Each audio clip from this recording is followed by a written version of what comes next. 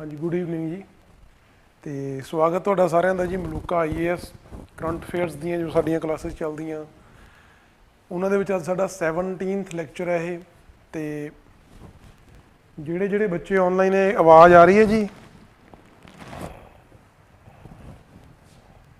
ਆਵਾਜ਼ ਆ ਰਹੀ ਹੈ ਜੀ? ਇੱਕ ਵਾਰੀ ਦੱਸ ਦਿਓ ਮੈਸੇਜ ਕਰਕੇ ਕਿ ਆਵਾਜ਼ ਆ ਰਹੀ ਸਾਰਿਆਂ ਨੂੰ, ਫਿਰ ਆਪਾਂ ਕਲਾਸ ਸਟਾਰਟ ਕਰੀਏ।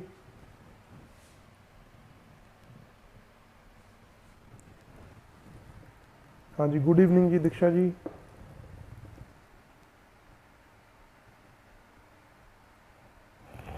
आवाज़ आ रही है जी?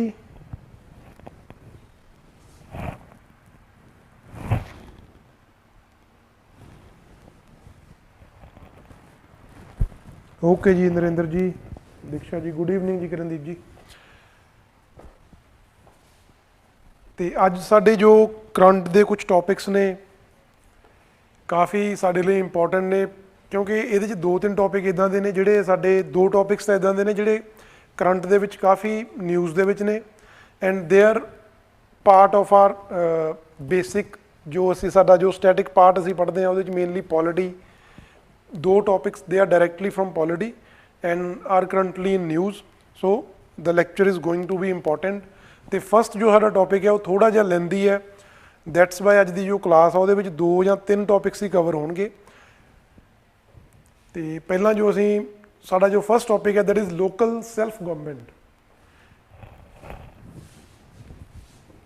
And the question for you guys from local self government is which of the following committee और कमिटीज़, इन एक टाइपिंग मिस्टेक हो गया जी, कमिटीज़ है, are related to local self government. तुसीं दसना है ना जो किहड़ियां कमिटीज़ या किहड़ी कमेटी लोकल सैल्फ गवर्नमेंट दे नाल रिलेटेड है, ठीक है जी।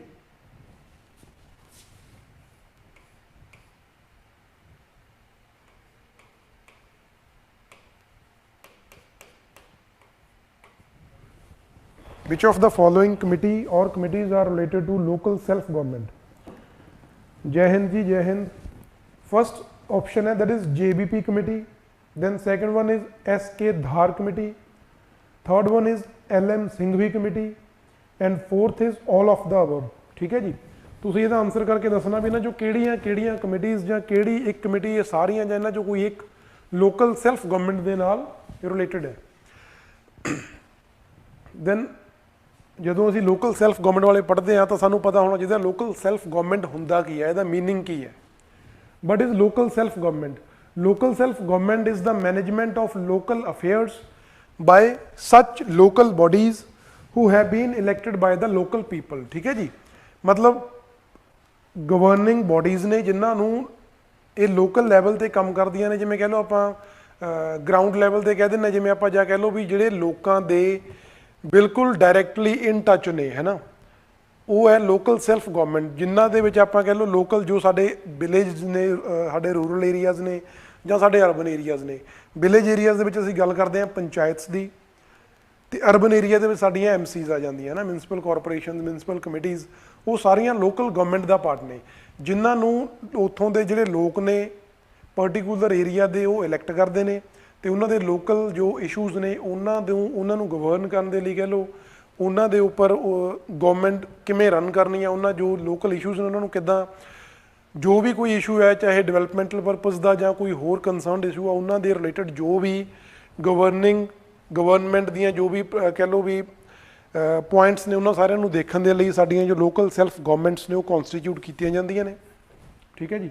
Y it is in news, local self governments news they which क्यों है? Very important, 2022 marks the 30 years of implementation of 73rd and 74th constitutional amendment, ठीक है जी। जो 73ਵੀਂ ਤੇ 74ਵੀਂ ਸਾਡੀ ਕਨਸਟੀਟਿਊਸ਼ਨਲ ਅਮੈਂਡਮੈਂਟ ਹੋਈ ਸੀ, ਉਸ ਅਮੈਂਡਮੈਂਟ ਦੇ 2022 ਦੇ ਵਿੱਚ 30 ਸਾਲ ਪੂਰੇ ਹੋ ਚੁੱਕੇ ਨੇ, that's why it was in news, ਤੇ ਸਾਡੇ ਲਈ ਇੰਪੋਰਟੈਂਟ ਹੋ ਜਾਂਦਾ ਇਹ। ਥੋੜ੍ਹਾ ਜਿਹਾ ਆਪਾਂ ਹਿਸਟਰੀ ਬਾਰੇ ਦੇਖੀਏ ਇਹਨਾਂ ਦੀ, ਵੀ ਲੋਕਲ ਸੈਲਫ ਗਵਰਨਮੈਂਟਸ ਕਿਵੇਂ ਓਰੀਜਨ ਕਿੱਥੋਂ ਹੋਇਆ ਇਹਨਾਂ ਦਾ, ਕਿਵੇਂ ਓਰੀਜਨ ਹੋਈਆਂ ਇੰਡੀਆ ਦੇ ਵਿੱਚ, ਕਿਵੇਂ ਡਿਵੈਲਪ ਹੋ ਕੇ ਫਿਰ ਜੋ ਸਾਡੇ ਕੋਲ ਅੱਜ ਦਾ ਮਾਡਰਨ ਜੋ ਇਹਨਾਂ ਦੀ ਸ਼ੇਪ ਆ, ਜੋ ਇਹਨਾਂ ਦਾ ਸਟਰਕਚਰ ਹੈ, ਉਹਦੇ 'ਚ ਕਿਵੇਂ ਇਹਨਾਂ ਨੂੰ ਇਹਨਾਂ ਬੋਡੀਜ਼ ਨੇ ਉਸ ਸਟਰਕਚਰ ਨੂੰ ਕਿੱਦਾਂ ਅਡੋਪਟ ਕੀਤਾ, ਠੀਕ ਹੈ ਜੀ। History of local self government. ਜਦੋਂ ਅਸੀਂ ਹਿਸਟਰੀ ਦੀ ਗੱਲ ਕਰੀਏ, ਜਦੋਂ ਆਪਾਂ ਐਂਸ਼ੀਅੰਟ ਹਿਸਟਰੀ ਪੜ੍ਹਾਂਗੇ ਜਾਂ ਮਿਡੀਵਲ ਹਿਸਟਰੀ ਪੜ੍ਹਾਂਗੇ ਜਾਂ ਆਪਾਂ ਗੱਲ ਕਰੀਏ ਐਂਸ਼ੀਅੰਟ ਹਿਸਟਰੀ ਦੀ, ਉਹਦੇ 'ਚ ਜਦੋਂ ਆਪਾਂ ਪੜ੍ਹਿਆ ਵੀ ਸੀ ਸਾਡਾ ਜੋ ਰਿਗਵੈਦਿਕ ਏਜ ਆ ਉਹਦੇ 'ਚ ਨਾ ਰਿਗਵੈਦਿਕ ਤੇ ਲੇਟਰ ਵੈਦਿਕ ਏਜ ਦੇ ਵਿੱਚ ਆਪਾਂ ਕੁਝ ਅਸੈਂਬਲੀਜ਼ ਬਾਰੇ ਪੜ੍ਹਿਆ ਸੀ। ਨੈਸ਼ਨਲ ਅਸੈਂਬਲੀਜ਼ ਜਿਨ੍ਹਾਂ ਨੂੰ ਵਿਧਾਤਾਸ ਕਿਹਾ ਜਾਂਦਾ ਸੀ ਜਾਂ ਉਸ ਸਮੇਂ ਦੀਆਂ ਕਾਉਂਸਲਸ ਸੀਗੀਆਂ, ਉਹਨਾਂ ਦੇ ਵਿੱਚ ਲੋਕ ਡਾਇਰੈਕਟਲੀ ਪਾਰਟਿਸਿਪੇਟ ਕਰਦੇ ਸੀ। ਸੋ ਉਹ ਅੱਜ ਦੀਆਂ ਜੇ ਆਪਾਂ ਗੱਲ ਕਰੀਏ ਲੋਕਲ ਸੈਲਫ ਗਵਰਨਮੈਂਟ, ਉਹਨਾਂ ਦਾ ਹੀ ਇੱਕ ਐਂਸ਼ੀਅੰਟ ਫਾਰਮ ਆਪਾਂ ਕਹਿ ਸਕਦੇ ਹਾਂ, ਉਹਨਾਂ ਨੂੰ ਵੀ ਉੱਥੋਂ ਓਰੀਜਨ ਹੋਈਆਂ ਮੰਨ ਸਕਦੇ ਹਾਂ। ਮਤਲਬ ਐਂਸ਼ੀਅੰਟ ਪੀਰੀਅਡਸ ਦੇ ਵਿੱਚ we have national assemblies, we have national council, we have ਵਿਧਾਤਾਸ।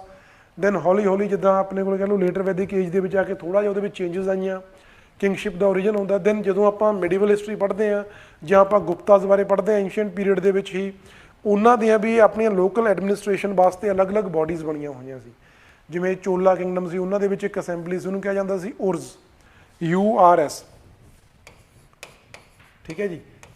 ਜਾਂ ਅੱਗੇ ਆਪਾਂ ਜੋ ਵੀ ਹਿਸਟਰੀ ਪੜ੍ਹਾਂਗੇ ਉਹਨਾਂ ਦੇ ਅਲੱਗ-ਅਲੱਗ ਟਾਈਮ ਦੇ ਵਿੱਚ ਅਲੱਗ-ਅਲੱਗ ਅਸੈਂਬਲੀਜ਼ ਹੁੰਦੀਆਂ ਸੀ, ਠੀਕ ਹੈ ਜੀ। ਉੱਥੋਂ ਅਸੀਂ ਮੰਨ ਸਕਦੇ ਹਾਂ ਵੀ ਸਾਡੀਆਂ ਅਸੈਂਬਲੀਜ਼ ਨੇ ਜੋ ਲੋਕਲ ਸੈਲਫ ਗਵਰਨਮੈਂਟ ਦੀ ਫਾਰਮ ਆ ਉੱਥੋਂ ਓਰੀਜਨ ਹੋਈ ਆ। ਹੌਲੀ ਹੌਲੀ ਜਦੋਂ ਬ੍ਰਿਟਿਸ਼ ਪੀਰੀਅਡ ਹੁੰਦਾ, ਬ੍ਰਿਟਿਸ਼ ਪੀਰੀਅਡ ਦੇ ਵਿੱਚ ਵੀ ਇਹਨਾਂ ਦੇ ਵਿੱਚ ਚੇਂਜਸ ਹੁੰਦੀਆਂ ਨੇ। ਤੇ ਲਾਰਡ ਰਿਪਨ ਆ ਜੋ ਸਾਡੇ ਗਵਰਨਰ ਜਨਰਲ ਰਹੇ ਨੇ ਇੰਡੀਆ ਦੇ 1880s ਦੇ ਅਰਾਊਂਡ, ਉਹਨਾਂ ਨੂੰ ਅਸੀਂ ਮੰਨਦੇ ਹਾਂ father of local self government in India. Very important ਇਹ ਫੈਕਟ ਸਾਨੂੰ ਪਤਾ ਹੋਣਾ ਚਾਹੀਦਾ, ਪੁੱਛਿਆ ਵੀ ਜਾਂਦਾ ਪੇਪਰ ਦੇ ਵਿੱਚ। Lord ripen is known as father of local self government in India, ਠੀਕ ਹੈ ਜੀ।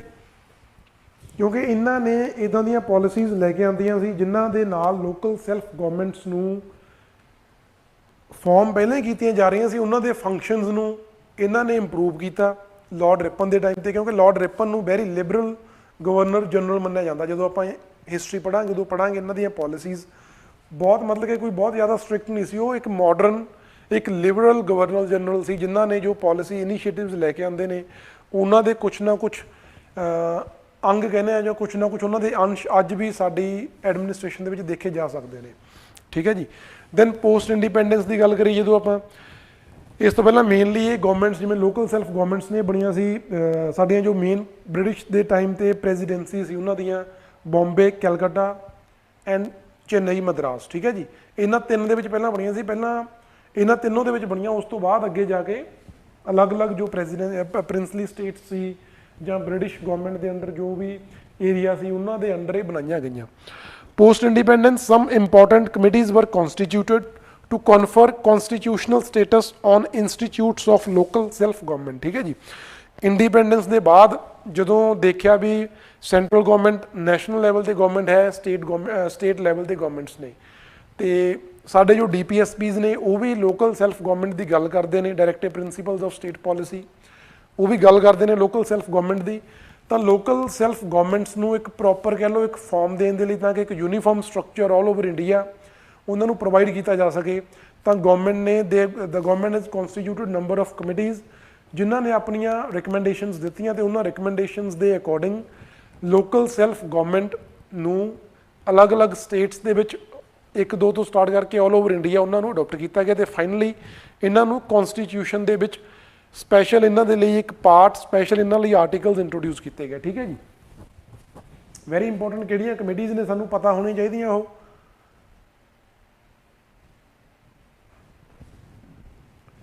The first one was Balwant Rai Mehta committee, ਠੀਕ ਹੈ ਜੀ। ਨੈਸ਼ਨਲ ਡਿਵੈਲਪਮੈਂਟ ਪ੍ਰੋਗਰਾਮ ਜੋ 1952 ਦੇ ਵਿੱਚ ਸਟਾਰਟ ਕੀਤਾ ਗਿਆ, ਉਸ ਪ੍ਰੋਗਰਾਮ ਨੂੰ ਰਿਵਿਊ ਕਰਨ ਦੇ ਲਈ ਕਮੇਟੀ ਬਣੀ ਸੀ। 1957 'ਚ ਕਮੇਟੀ ਬਣਾਈ ਗਈ ਹੈ। ਇਟ ਰਿਕਮੈਂਡਡ ਫॉर 3-tier ਪੰਚਾਇਤੀ ਰਾਜ ਇੰਸਟੀਟਿਊਸ਼ਨ। ਇਹਨਾਂ ਨੇ ਬਲਵੰਤ ਰਾਏ ਕਮੇਟੀ ਨੇ ਪੰਚਾਇਤੀ ਰਾਜ ਇੰਸਟੀਟਿਊਸ਼ਨ ਜੋ ਸਾਡੀਆਂ ਪੰਚਾਇਤਾਂ ਨੇ ਉਹਨਾਂ ਦੇ 3-tier ਸਟਰਕਚਰ ਨੂੰ ਪ੍ਰਪੋਜ਼ ਕੀਤਾ। ਫਸਟ ਗ੍ਰਾਮ ਪੰਚਾਇਤ, ਦੈਨ ਸਾਡੇ ਕੋਲੇ ਜੋ ਬਲਾਕ ਲੈਵਲ 'ਤੇ ਹੋਗੀ panchayat samiti, then at district level Zila Parishad, ਠੀਕ ਹੈ ਜੀ। ਗ੍ਰਾਮ ਪੰਚਾਇਤ, ਦੈਨ ਪੰਚਾਇਤ ਸਮਿਤੀਜ਼, ਦੈਨ ਜ਼ਿਲ੍ਹਾ ਪ੍ਰੀਸ਼ਦ, ਠੀਕ ਹੈ। ਇਹ 3 ਬੋਡੀਜ਼ ਇਹਨਾਂ ਨੇ ਰਿਕਮੈਂਡ ਕੀਤੀਆਂ। ਤੇ as per the recommendations Rajasthan became the first state to form a panchayat, ਠੀਕ ਹੈ ਜੀ। ਜਿਨ੍ਹਾਂ ਨੇ ਇੱਕ ਪੰਚਾਇਤ ਆਪਣੇ, ਜੇ ਆਪਾਂ ਇੰਡੀਆ ਦੀ ਗੱਲ ਕਰੀਏ all over India, the first state to introduce Panchayati Raj or to implement Panchayati Raj system, it was Rajasthan, ਜਿਨ੍ਹਾਂ ਨੇ ਪੰਚਾਇਤ ਪੰਚਾਇਤਾਂ ਨੂੰ ਬਣਾਉਣਾ ਸਟਾਰਟ ਕੀਤਾ। ਉਸ ਤੋਂ ਬਾਅਦ ਹੋਰ ਸਟੇਟਸ ਨੇ ਵੀ ਉਸ ਚੀਜ਼ ਨੂੰ ਅਡੋਪਟ ਕੀਤਾ, ਬਟ ਪ੍ਰੋਬਲਮ ਕੀ ਸੀ ਕਿ ਜੋ ਸਟਰਕਚਰ ਸੀ ਉਹ ਯੂਨੀਫਾਰਮ ਨਹੀਂ ਸੀ। ਰਾਜਸਥਾਨ ਦੇ ਵਿੱਚ 3 ਟੀਅਰ ਸਟਰਕਚਰ ਸੀ, ਵੈਸਟ ਬੰਗਾਲ ਦੇ ਵਿੱਚ 4 ਟੀਅਰ ਸਟਰਕਚਰ ਸੀ, ਆਂਧਰਾ ਪ੍ਰਦੇਸ਼ ਦੇ ਵਿੱਚ 2 ਟੀਅਰ ਸਟਰਕਚਰ ਸੀ। ਸੋ ਮਤਲਬ ਅਲੱਗ-ਅਲੱਗ ਸਟੇਟਸ ਦੇ ਵਿੱਚ ਇਹਨਾਂ ਦੇ ਅਲੱਗ-ਅਲੱਗ ਸਟਰਕਚਰਸ ਸੀ। ਇਹ ਕਿਤੇ ਮਤਲਬ ਕਿ 2 ਲੈਵਲਸ ਤੇ ਕੰਮ ਕਰਦੀਆਂ ਸੀ, ਗ੍ਰਾਮ ਪੰਚਾਇਤ ਤੇ ਡਿਸਟ੍ਰਿਕਟ ਤੇ ਸਾਡੀ ਜ਼ਿਲ੍ਹਾ ਪ੍ਰੀਸ਼ਦ ਹੋ ਗਈ।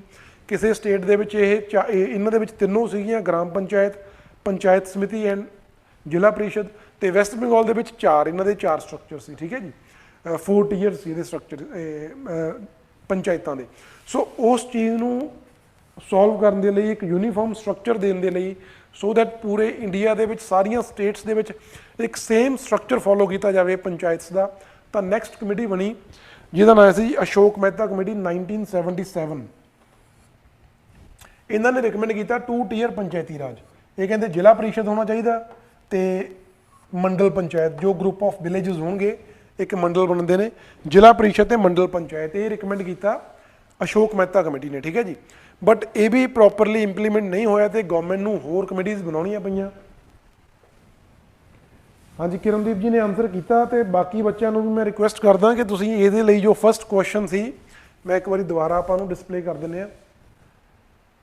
ਵਿਚ of the following committee or committees are related to local self government. ਤੁਸੀਂ ਦੱਸਣਾ ਇਹਨਾਂ ਜੋ ਕਿਹੜੀਆਂ ਜਾਂ ਕਿਹੜੀ ਕਮੇਟੀ ਲੋਕਲ ਸੈਲਫ ਗਵਰਨਮੈਂਟ ਦੇ ਨਾਲ ਰਿਲੇਟਡ ਹੈ। ਜੇਬੀਪੀ ਕਮੇਟੀ, ਐਸਕੇ ਧਾਰ ਕਮੇਟੀ, ਐਲਐਮ ਸਿੰਘਵੀ ਕਮੇਟੀ ਜਾਂ ਫਿਰ ਆਲ ਆਫ ਦਾ ਅਬਵ। ਠੀਕ ਹੈ, ਆਨਸਰ ਕਰੋ ਸਾਰੇ ਜਣੇ ਦਾ। ਦੈਨ ਅਸ਼ੋਕ ਮਹਿਤਾ ਕਮੇਟੀ ਨੇ 2 ਟੀਅਰ ਸਟਰਕਚਰ ਰਿਕਮੈਂਡ ਕੀਤਾ। ਦੈਨ ਆਫਟਰ ਦੈਟ ਉਹ ਵੀ ਪ੍ਰੋਪਰਲੀ ਇੰਪਲੀਮੈਂਟ ਨਹੀਂ ਹੋਇਆ ਤਾਂ ਹੋਰ ਮਲਟੀਪਲ ਕਮੇਟੀਜ਼ ਬਣੀ, ਜਿੱਦਾਂ Hanumantha Rao committee 1983, then GVK Rao committee 1985, then LM Singhvi committee 1986। ਜੋ ਐਲਐਮ ਸਿੰਘਵੀ ਕਮੇਟੀ ਸੀ, ਇਟ ਹੈਜ਼ ਇਸ ਤੋਂ ਪਹਿਲਾਂ, ਕਿਉਂਕਿ ਆਪਾਂ ਦੇਖਿਆ ਵੀ ਪਹਿਲਾਂ 1957-58 ਦੇ ਵਿੱਚ Rajasthan became the first state to implement Panchayati Raj system, ਤੇ ਉਸੇ ਲਾਈਨ ਦੇ ਉੱਪਰ ਬਾਕੀ ਸਟੇਟਸ ਨੇ ਵੀ ਉਸ ਚੀਜ਼ ਨੂੰ ਇੰਪਲੀਮੈਂਟ ਕਰਨਾ ਸ਼ੁਰੂ ਕਰਤਾ। ਸੋ ਐਲਐਮ ਸਿੰਘਵੀ ਕਮੇਟੀ ਜਦੋਂ 1983 ਚ ਬਣੀ ਆ, 86 ਦੇ ਵਿੱਚ ਬਣੀ ਆ, ਤਾਂ ਇਹਨਾਂ ਨੇ ਇਸ ਟਾਈਮ ਰਿਕਮੈਂਡ ਕੀਤਾ ਸੀ ਐਲਐਮ ਸਿੰਘਵੀ ਨੇ ਕਿ ਜੋ ਪੰਚਾਇਤੀ ਰਾਜ ਸਿਸਟਮ ਆ, ਜੋ ਸਾਡੀਆਂ ਪੰਚਾਇਤਸ ਨੇ, ਇਹਨਾਂ ਨੂੰ ਅਸੀਂ ਕਨਸਟੀਟਿਊਸ਼ਨਲ ਸਟੇਟਸ ਦਈਏ। ਮਤਲਬ ਇਹਨਾਂ ਨੂੰ ਕਨਸਟੀਟਿਊਸ਼ਨ ਦੇ ਵਿੱਚ ਇੱਕ ਪ੍ਰੋਪਰ ਸਪੈਸ਼ਲ ਆਰਟੀਕਲ ਇਹਨਾਂ ਨੂੰ ਪ੍ਰੋਵਾਈਡ ਕੀਤਾ ਜਾਵੇ। ਠੀਕ ਹੈ ਜੀ, ਇਹ ਕਿਹੜੀ ਕਮੇਟੀ ਨੇ ਰਿਕਮੈਂਡ ਕੀਤਾ? It was recommended by LM Singhvi committee of 1986। Then finally, during the time of Narasimha Rao government, 73rd and 74th amendment, constitutional amendment bills were passed by the parliament in 1992। ठीक है जी, 1992 ਦੇ ਵਿੱਚ ਜਦੋਂ Narasimha Rao government ਸੀ, ਉਹਨਾਂ ਨੇ 73rd and 74th amendment ਪਾਸ ਕੀਤੀ, and ਜੋ ਸਾਡੀਆਂ ਪੰਚਾਇਤੀ ਰਾਜ ਇੰਸਟੀਟਿਊਸ਼ਨਸ ਨੇ ਪਲੱਸ ਅਰਬਨ ਲੋਕਲ ਬੋਡੀਜ਼, ਉਹਨਾਂ ਨੂੰ ਕਨਸਟੀਟਿਊਸ਼ਨਲ ਸਟੇਟਸ ਪ੍ਰੋਵਾਈਡ ਕੀਤਾ ਗਿਆ। ਠੀਕ ਹੈ ਜੀ, 73rd amendment is for PRIs, panchayati raj institutes, and 74th is for urban local bodies। ਠੀਕ ਹੈ ਜੀ, ਇਹ ਇਹਨਾਂ ਦੇ ਕੁਝ ਫੈਕਟ ਹੋ ਗਏ, ਕੁਝ ਕਮੇਟੀਜ਼ ਹੋ ਗਈਆਂ, ਕਿਵੇਂ ਸਾਡੇ ਕੋਲ ਇਹ ਓਰੀਜਨ ਹੁੰਦਾ ਇਹਨਾਂ ਦਾ, ਤੇ ਇਹਨਾਂ ਬਾਰੇ ਜੋ ਡਿਟੇਲ ਜਾਂ ਅੱਗੇ ਕੀ ਕਨਸਟੀਟਿਊਸ਼ਨ ਕੀ ਪ੍ਰੋਵਾਈਡ ਕਰਦਾ, ਕਿਹੜੇ ਕਿਹੜੇ ਆਰਟੀਕਲਸ ਨੇ, ਤੇ ਉਹ ਆਰਟੀਕਲਸ ਕੀ ਕਹਿੰਦੇ ਨੇ, ਕਿਵੇਂ ਇਹ ਕੰਮ ਕਰਦੀਆਂ ਨੇ, ਕਿਵੇਂ ਕਨਸਟੀਟਿਊਟ ਕੀਤੇ ਜਾਂਦੇ, ਉਹਨਾਂ ਬਾਰੇ ਸਾਰਾ ਆਪਾਂ ਪੋਲਿਟੀ ਦੀ ਕਲਾਸ 'ਚ ਡਿਸਕਸ ਕਰਾਂਗੇ ਡਿਟੇਲ ਦੇ ਵਿੱਚ। ਬਸ ਹੁਣ ਆਪਾਂ ਨੂੰ ਜੋ ਇਹਦੇ ਬਾਰੇ ਹੋਰ ਪੜ੍ਹਨ ਦੀ ਲੋੜ ਹੈ, ਇੱਕ ਤਾਂ these two were introduced to achieve governance decentralization। ਠੀਕ ਹੈ ਜੀ, ਕਿਉਂਕਿ ਡੀਸੈਂਟਰਲਾਈਜੇਸ਼ਨ ਦਾ ਮਤਲਬ ਹੁੰਦਾ ਸੈਂਟਰ ਤੋਂ ਪਰੇ ਲੈ ਕੇ ਜਾਣਾ ਕਿਸੇ ਚੀਜ਼ ਨੂੰ। ਸੈਂਟਰਲਾਈਜੇਸ਼ਨ ਹੁੰਦਾ ਸਾਰੀਆਂ ਪਾਵਰਸ ਨੂੰ ਇੱਕੋ ਥਾਂ ਤੇ, ਇੱਕੋ ਕਹਿ ਲਓ ਇੱਕੋ ਬੋਡੀ ਨੂੰ ਪ੍ਰੋਵਾਈਡ ਕਰ ਦੇਣਾ, ਵੀ ਸਾਰੀਆਂ ਫੰਕਸ਼ਨਸ, ਸਾਰੀਆਂ ਪਾਵਰਸ ਉਹ ਇੱਕੋ ਬੋਡੀ ਨੇ ਪਰਫਾਰਮ ਕਰਨੇ ਨੇ। ਡੀਸੈਂਟਰਲਾਈਜੇਸ਼ਨ ਦਾ ਮਤਲਬ ਹੁੰਦਾ ਵੀ ਇਹ ਮਲਟੀਪਲ ਬੋਡੀਜ਼ ਬਣ ਗਈਆਂ, ਅੱਗੇ ਜਿਵੇਂ ਜਿਵੇਂ ਰਿਕੁਆਇਰਡ ਉਵੇਂ ਉਵੇਂ ਫੰਕਸ਼ਨਸ ਨੂੰ ਆਪਾਂ ਉਹਨਾਂ ਬੋਡੀਜ਼ ਨੂੰ ਪ੍ਰੋਵਾਈਡ ਕਰੀ ਜਾਂਦੇ ਹਾਂ। ਠੀਕ ਹੈ ਜੀ, ਜੇ ਆਪਾਂ ਗੱਲ ਕਰੀਏ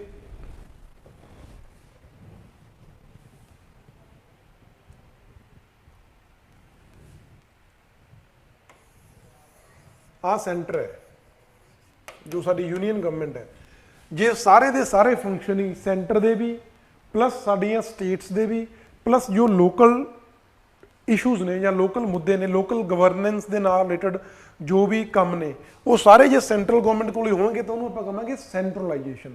ਮਤਲਬ ਸਾਰੀਆਂ ਪਾਵਰਸ, ਸਾਰੇ ਫੰਕਸ਼ਨਸ ਇੱਕੋ ਬੋਡੀ ਪਰਫਾਰਮ ਕਰ ਰਹੀ ਹੈ, ਇੱਕੋ ਬੋਡੀ ਦੇ ਕੋਲੇ ਸਾਰੇ ਫੰਕਸ਼ਨ ਨੇ, ਉਹਨੂੰ ਅਸੀਂ ਕਹਿੰਦੇ ਸੈਂਟਰਲਾਈਜੇਸ਼ਨ।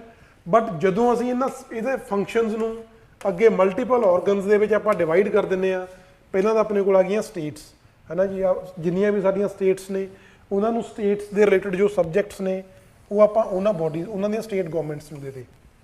ਠੀਕ ਹੈ ਜੀ, ਮਤਲਬ ਸੈਂਟਰ ਤੋਂ ਕੁਝ ਫੰਕਸ਼ਨਸ ਆਪਾਂ ਸਟੇਟਸ ਨੂੰ ਦੇ ਦੇ। ਦੈਨ ਜਦੋਂ ਆਪਾਂ ਸਟੇਟਸ ਦੀ ਵੀ ਗੱਲ ਕਰਦੇ ਹਾਂ, ਸਟੇਟਸ ਤੋਂ ਵੀ ਅੱਗੇ ਆਪਾਂ ਜੋ ਸਾਡੀਆਂ ਲੋਕਲ ਗਵਰਨਮੈਂਟਸ ਨੇ ਸਾਡੀਆਂ, ਜਿਵੇਂ ਕਹ ਲਓ ਪੰਚਾਇਤੀ PRIs ਹਰ ਇੱਕ ਸਟੇਟ ਦੇ, ਅਰਬਨ ਲੋਕਲ ਬੋਡੀਜ਼, ਕੁਝ ਇਹਨਾਂ ਦੇ ਜਿਹੜੇ ਫੰਕਸ਼ਨ ਨੇ ਜੋ ਲੋਕਲ ਇਸ਼ੂਜ਼ ਦੇ ਨਾਲ ਕੰਸਰਨ ਨੇ ਉਹਨਾਂ ਨੂੰ ਅੱਗੇ ਆਪਾਂ ਪੰਚਾਇਤੀ ਰਾਜ ਇੰਸਟੀਟਿਊਸ਼ਨ ਤੇ ਅਰਬਨ ਲੋਕਲ ਬੋਡੀਜ਼ ਨੂੰ ਦਿੱਤਾ। ਮਤਲਬ ਪਾਵਰਸ ਨੂੰ, ਫੰਕਸ਼ਨਸ ਨੂੰ ਆਪਾਂ ਮਲਟੀਪਲ ਬੋਡੀਜ਼ ਦੇ ਵਿੱਚ ਡਿਫਰੈਂਸ਼ੀਏਟ, ਡਿਵਾਈਡ ਕਰਤਾ ਵੀ ਉਹਨਾਂ ਨੂੰ ਕਿਨੇ ਕਿਵੇਂ ਪਰਫਾਰਮ ਕਰਨਾ। That is known as decentralisation. ਤੇ ਜਿਹੜੀਆਂ ਸਾਡੀਆਂ ਅਰਬਨ ਲੋਕਲ ਬੋਡੀਜ਼ ਨੇ ਜਾਂ ਸਾਡੀਆਂ ਪੰਚਾਇਤੀ ਰਾਜ ਸਿਸਟਮ, ਪੰਚਾਇਤੀ ਰਾਜ ਬੋਡੀਜ਼ ਨੇ, ਇੰਸਟੀਟਿਊਸ਼ਨਸ ਨੇ, ਇਹ ਸਾਰੇ ਜੋ ਸਾਡਾ ਗਵਰਨੈਂਸ ਡੀਸੈਂਟਰਲਾਈਜੇਸ਼ਨ ਆ ਉਹਨੂੰ ਇਨਸ਼ੋਰ ਕਰਦੇ ਨੇ। ਠੀਕ ਹੈ ਜੀ, that is establishing and empowering the local level governing bodies and making them equal partners in governance of the country। ਇਹ ਹੁੰਦਾ ਗਵਰਨੈਂਸ ਡੀਸੈਂਟਰਲਾਈਜੇਸ਼ਨ।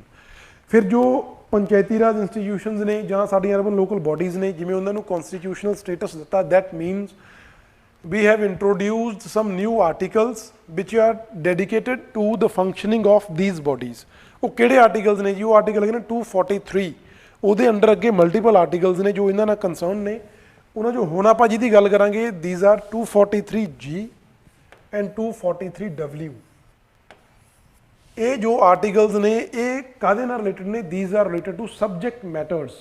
ਮਤਲਬ ਇਹਨਾਂ ਬੋਡੀਜ਼ ਨੇ, ਸਾਡੀਆਂ ਚਾਹੇ ਪੰਚਾਇਤਾਂ ਨੇ ਚਾਹੇ ਸਾਡੀਆਂ ਅਰਬਨ ਬੋਡੀਜ਼ ਨੇ, ਉਹਨਾਂ ਨੂੰ ਕੰਮ ਕਰਨ ਦੇ ਲਈ ਕੁਝ ਸਬਜੈਕਟਸ ਦਿੱਤੇ ਗਏ ਨੇ ਵੀ on which subjects they have to administer or they have to govern। ਕਿਹੜੇ ਸਬਜੈਕਟਸ ਨੂੰ ਉਹਨਾਂ ਨੇ ਗਵਰਨ ਕਰਨਾ, ਕਿਹੜੇ ਸਬਜੈਕਟਸ ਦੇ ਉੱਪਰ ਉਹਨਾਂ ਨੇ ਰੂਲਸ ਐਂਡ ਰੈਗੂਲੇਸ਼ਨਸ ਬਣਾਉਣੇ ਨੇ। ਠੀਕ ਹੈ ਜੀ, ਉਹ ਕਿਹੜੇ ਆਰਟੀਕਲਸ ਨੇ? 243 very important. 243G is for panchayati raj institutions and 243W is for urban local bodies. ਠੀਕ ਹੈ ਜੀ, ਇਹਨਾਂ ਦੋਨਾਂ ਦੇ ਵਿੱਚ ਲਿਸਟ ਆਫ ਸਬਜੈਕਟਸ ਪ੍ਰੋਵਾਈਡ ਕੀਤੀ ਗਈ ਆ ਸੋ ਦੈਟ ਜੋ ਸਾਡੀਆਂ ਬੋਡੀਜ਼ ਨੇ ਇਹ ਪ੍ਰੋਪਰਲੀ ਐਜ਼ ਅ ਇੰਡੀਪੈਂਡੈਂਟ ਕਹਿ ਲਓ, ਐਜ਼ ਅ ਫੰਕਸ਼ਨ ਕਰ ਸਕਣ। ਠੀਕ ਹੈ ਜੀ, ਇੰਪਾਵਰ ਕਰੀਏ ਉਹਨਾਂ ਨੂੰ ਤਾਂ ਕਿ ਐਫੀਸ਼ੀਐਂਟਲੀ ਤੇ ਇੰਡੀਪੈਂਡੈਂਟਲੀ ਕੰਮ ਕਰ ਸਕਣ ਉਹ। To be the subjects to be bestowed upon PRIs and urban local bodies respectively was introduced, empowering them to efficiently carry out local self government। ਜੋ ਵੀ ਉਸ ਏਰੀਆ ਦੀ, ਲੋਕਲ ਏਰੀਆਜ਼ ਦੀ ਗਵਰਨਮੈਂਟ ਹੈ ਉਹਨੂੰ ਕਿੱਦਾਂ ਕੈਰੀ ਆਊਟ ਕਰਨਾ, ਉਹਦੇ ਲਈ ਜੋ subjects ਨੇ they are mention under article 243G and 243W। But problem ਕੀ ਆ, ਹੁਣ ਇਹ ਤਾਂ ਹੋ ਗਏ ਸਾਡੇ ਪ੍ਰੀ ਵਾਸਤੇ ਜੋ ਚੀਜ਼ਾਂ ਸਾਡੇ ਪ੍ਰੀ ਲਈ ਰੈਲੇਵੈਂਟ ਨੇ। ਫਿਰ ਆਪਾਂ ਗੱਲ ਕਰਦੇ ਹਾਂ ਇਹਦੇ ਚੋਂ ਮੇਨਸ ਦਾ ਕੁਐਸਚਨ ਕਿੱਦਾਂ ਫਰੇਮ ਕੀਤਾ ਜਾ ਸਕਦਾ। ਮਤਲਬ ਆਪਾਂ ਕਹਿ ਸਕਦੇ ਹਾਂ ਵੀ 30 ਸਾਲ ਹੋ ਚੁੱਕੇ ਨੇ ਇਹਨਾਂ ਸਾਡੀਆਂ ਅਰਬਨ ਸਾਡੀ ਲੋਕਲ ਸੈਲਫ ਗਵਰਨਮੈਂਟ ਦੇ ਜੋ ਇੰਸਟੀਟਿਊਸ਼ਨਸ ਨੇ ਉਹਨਾਂ ਨੂੰ ਕਨਸਟੀਟਿਊਸ਼ਨਲ ਸਟੇਟਸ ਦਿੱਤੇ ਹੋਏ। ਠੀਕ ਹੈ ਜੀ, but in these 30 years these bodies have failed to perform efficiently। critically analyze the statement। ਤੁਸੀਂ ਇਹ ਸਟੇਟਮੈਂਟ ਨੂੰ critically analyze ਕਰਨਾ ਕਿ why or how the bodies have failed to perform their functions efficiently, to carry out the local self government efficiently।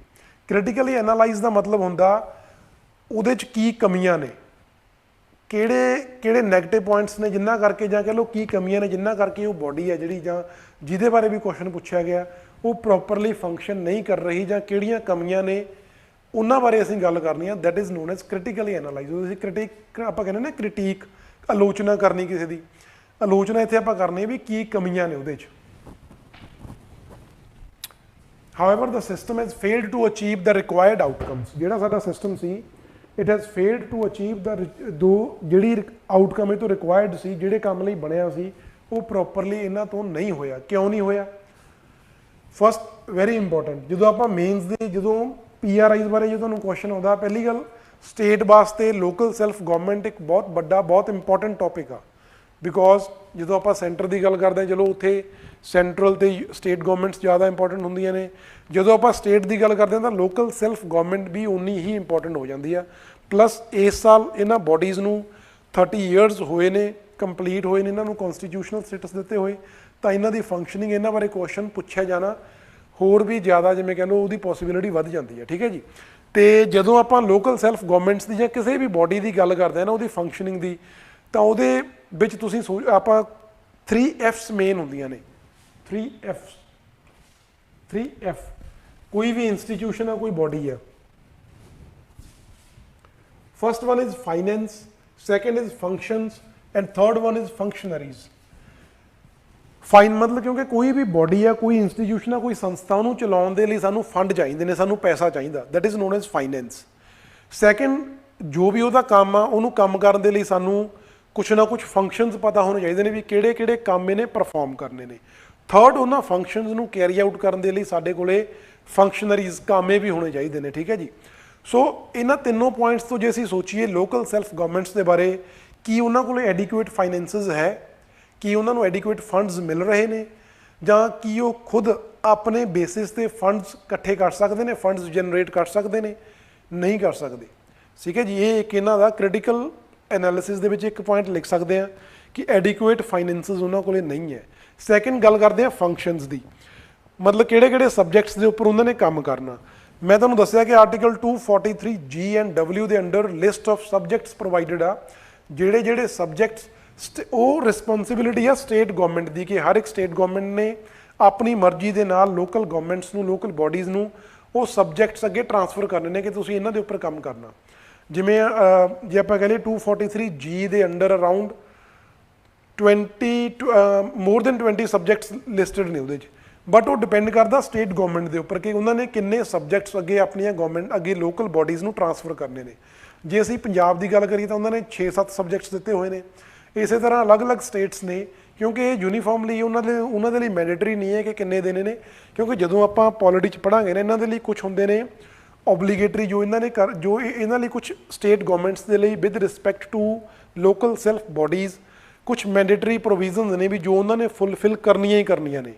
ਕੁਝ ਹੁੰਦੀਆਂ ਨੇ voluntary, ਜੋ state government ਦੀ ਮਰਜ਼ੀ ਆ ਕਰਨੀਆਂ ਨੇ ਕਿ ਨਹੀਂ ਕਰਨੀਆਂ।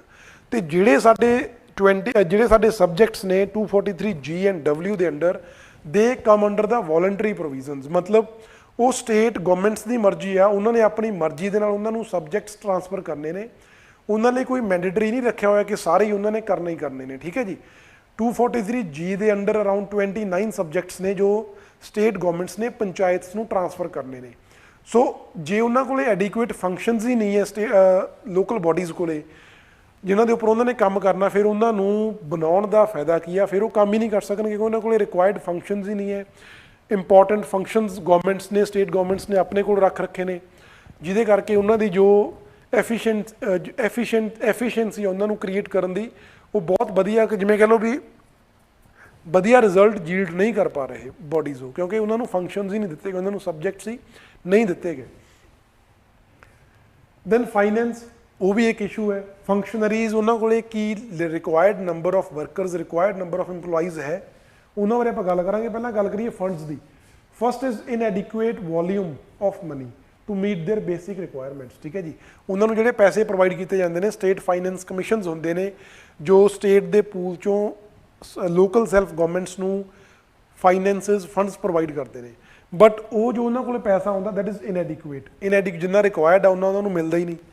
ਸੈਕੰਡ, ਇਨਫਲੈਕਸੀਬਿਲਿਟੀ ਆਫ ਫੰਡਸ, ਬਿਕੋਜ਼ ਜਿਹੜੇ ਫੰਡਸ ਇਹਨਾਂ ਨੂੰ ਦਿੱਤੇ ਜਾਂਦੇ ਨੇ ਨਾ ਉਹਨਾਂ ਦੇ ਨਾਲ ਕੁਝ ਕੰਡੀਸ਼ਨਸ ਇੰਪੋਜ਼ ਕੀਤੀਆਂ ਜਾਂਦੀਆਂ ਨੇ ਕਿ ਜੇ ਤੁਸੀਂ ਇਹ ਕੰਡੀਸ਼ਨ ਫੁੱਲਫਿਲ ਕਰੋਗੇ ਦੈਨ ਤੁਹਾਨੂੰ ਫੰਡਸ ਮਿਲਣਗੇ, ਮਤਲਬ ਕਿ ਵਿਦ ਕੰਡੀਸ਼ਨੈਲਿਟੀ ਆ ਉਹ, ਸੋ ਉਹਦੇ ਕਰਕੇ ਉਹ ਫਲੈਕਸੀਬਲ ਫੰਡਸ ਨਹੀਂ ਹੈ।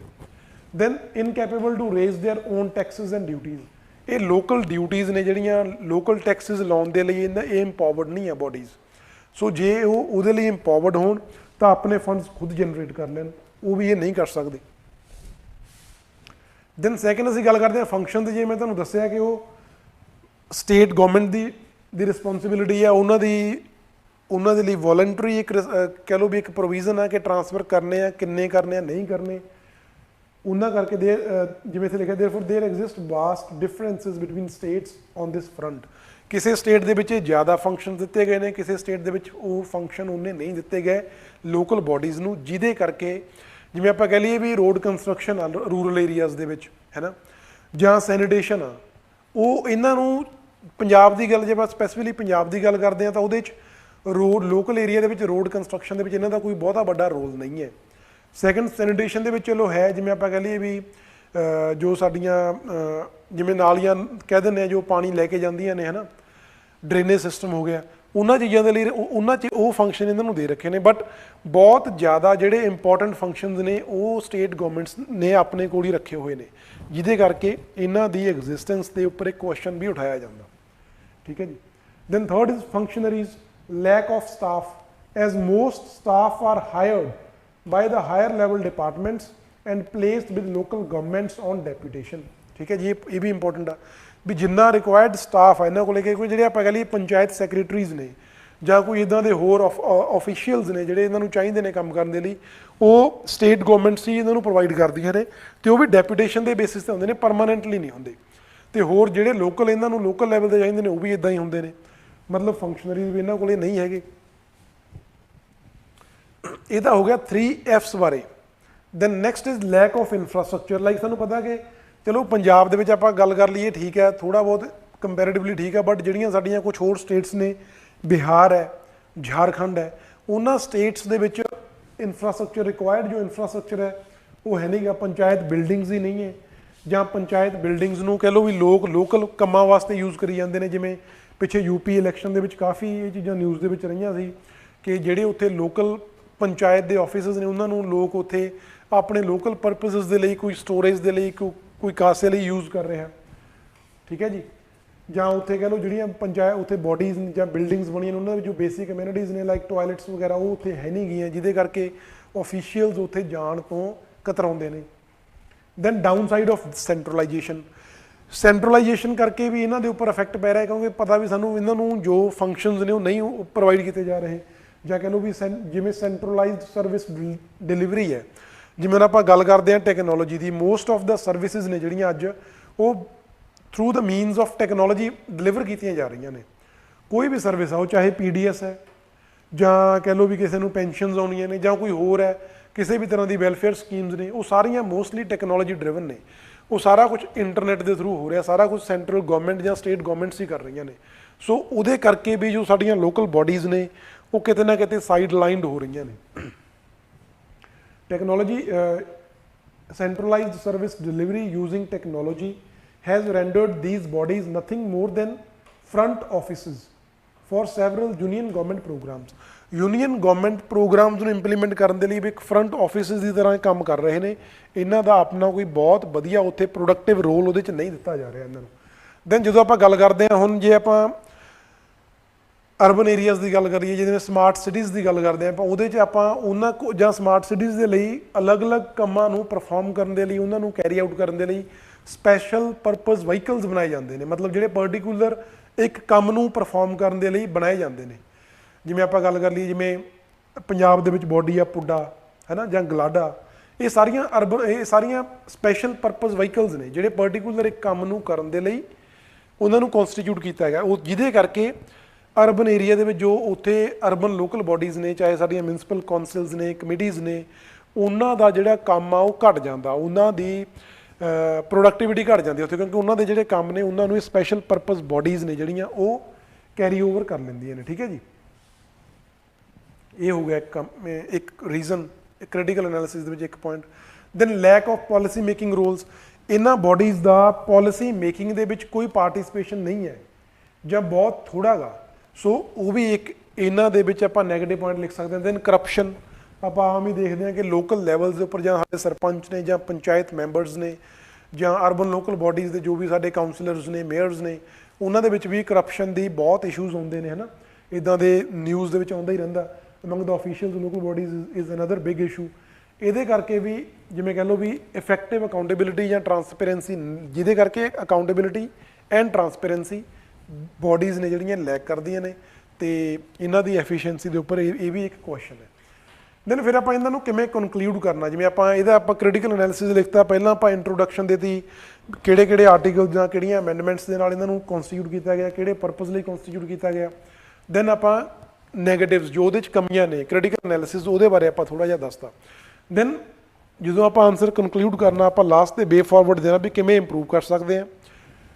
idea behind giving constitutional backing to such bodies was to put our democratic principles in practice। ठीक है जी, ਜਿਹੜੇ ਸਾਡੇ democratic principles ਨੇ, ਜੋ ਸਾਡੇ ਪ੍ਰੀਐਂਬਲ ਦਾ ਪਾਰਟ ਨੇ, ਉਹਨਾਂ ਨੂੰ ਇੱਕ ਪ੍ਰੈਕਟੀਕਲ ਫਾਰਮ ਦੇਣ ਦੇ ਲਈ ਅਸੀਂ ਸਾਡੀਆਂ ਲੋਕਲ ਬਾਡੀਜ਼ ਨੂੰ ਕਨਸਟੀਟਿਊਸ਼ਨਲ ਸਟੇਟਸ ਦਿੱਤਾ ਸੀ।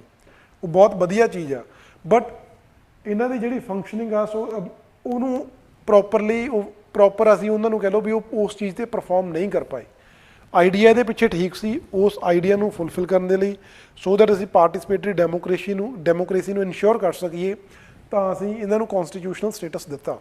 ਪਾਰਟੀਸਪੇਟਰੀ ਡੈਮੋਕ੍ਰੇਸੀ ਮਤਲਬ ਹੁੰਦਾ ਜਿੱਥੇ ਸਾਰੇ ਲੋਕ ਪਾਰਟੀਸਪੇਟ ਕਰ ਰਹੇ ਨੇ, ਹੈ ਨਾ, ਡੈਮੋਕ੍ਰੇਸੀ ਦੇ ਵਿੱਚ ਸਾਡੀ ਗਵਰਨਮੈਂਟ ਨੂੰ ਰਨ ਕਰਨ ਦੇ ਵਿੱਚ, ਕਿਉਂਕਿ ਜੇ local self governments efficiently function ਕਰਨਗੀਆਂ ਦੈਟ ਮੀਨਸ ਸਾਡੀ ਜੋ ਲੋਕਲ ਪੋਪੂਲੇਸ਼ਨ ਆ ਗਰਾਊਂਡ ਲੈਵਲ 'ਤੇ ਅਸੀਂ ਗੱਲ ਕਰ ਲਈ ਜਦੋਂ, ਮਤਲਬ ਉਹ ਪਾਰਟੀਸਪੇਟ ਕਰ ਰਹੀਆਂ ਨੇ। ਠੀਕ ਹੈ ਜੀ, ਕਿਉਂਕਿ ਉਹਨਾਂ ਦੇ ਫਸਟ ਟੱਚ ਦੇ ਵਿੱਚ ਜੇ ਗਵਰਨਮੈਂਟ ਹੁੰਦੀ ਆ ਕੋਈ, ਲੋਕਾਂ ਦੇ ਜਿਹੜਾ ਸਭ ਤੋਂ ਈਜ਼ੀਐਸਟ ਗਵਰਨਮੈਂਟ ਆ ਜਿਹਨੂੰ ਉਹ ਰੀਚ ਕਰ ਸਕਦੇ ਨੇ, ਜਿਹੜੀ ਉਹਨਾਂ ਦੇ ਟੱਚ ਦੇ ਵਿੱਚ ਆ, ਉਹ ਆ ਲੋਕਲ ਗਵਰਨਮੈਂਟ। ਉਹ ਚਾਹੇ ਪੰਚਾਇਤਸ ਨੇ ਚਾਹੇ ਅਰਬਨ ਲੋਕਲ ਬਾਡੀਜ਼ ਨੇ, ਕਿਉਂਕਿ MLA MPs ਦੇ ਕੋਲੇ ਜਾਣਾ ਉਹਨਾਂ ਲਈ ਉਨਾ ਈਜ਼ੀ ਨਹੀਂ ਹੁੰਦਾ ਜਿੰਨਾ ਇੱਕ ਸਰਪੰਚ ਨੂੰ, ਇੱਕ ਪੰਚਾਇਤ ਮੈਂਬਰ ਨੂੰ ਰੀਚ ਕਰਨਾ, ਉਹਨੂੰ ਮਿਲਣਾ ਉਹਨਾਂ ਲਈ ਸੌਖਾ ਹੁੰਦਾ। ਠੀਕ ਹੈ ਜੀ, ਸੋ ਆਪਣੇ ਕੋਈ ਇਸ਼ੂਜ਼ ਨੇ ਉਹਨਾਂ ਨੂੰ ਈਜ਼ੀਲੀ ਕਨਵੇ ਕਰ ਸਕਦੇ ਨੇ।